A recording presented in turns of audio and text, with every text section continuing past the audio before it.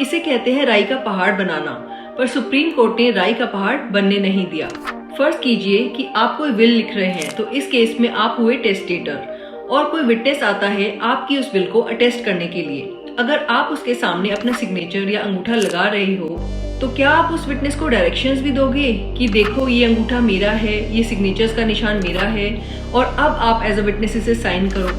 और अगर आप विटनेस को कोई डायरेक्शंस नहीं देते हो, बस उसकी प्रेजेंस में साइन ही कर देते हो, तब क्या आपकी विल इनवैलिड मानी जाएगी सिर्फ इसी कारण से कि आपने उन्हें कोई डायरेक्शंस नहीं दिए?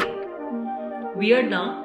रिसेंटली ऐसा ही कुछ हुआ है गोपाल कृष्ण वर्सेस दौलत राम के केस में, जहां सांजी राम, जो कि इस केस में टेस्टेटर थे, उन्होंने अपने साथ रहने वाले अपने नेफ्यू के नाम अपनी विल बनाई। इस नेफ्यू का नाम था गोपाल कृष्ण। अब दौलत राम एंड अदर्स करके इन सांजी राम के कुछ रिलेटिव्स थे जिन्होंने इस विल को कर दिया चैलेंज। मामला कोर्ट तक पहुंचा और ट्रायल कोर्ट ने इस विल को सस्पिशियस और वॉइड बता दिया।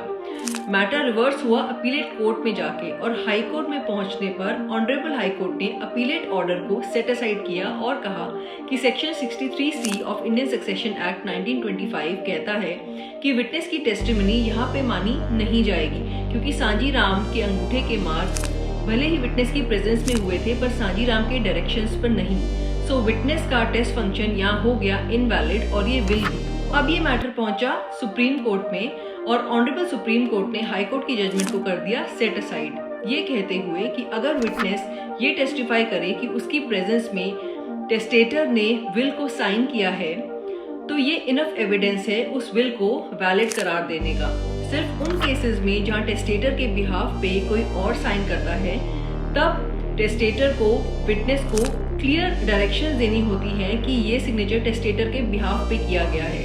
हर केस में टेस्टेटर को डायरेक्शंस नहीं देनी होती है। ऐसे और लीगल टैक्स और फाइनेंशियल अपडेट्स के लिए फॉलो करें हमारा चैनल और शेयर करें अपने थॉट्स। Thank you.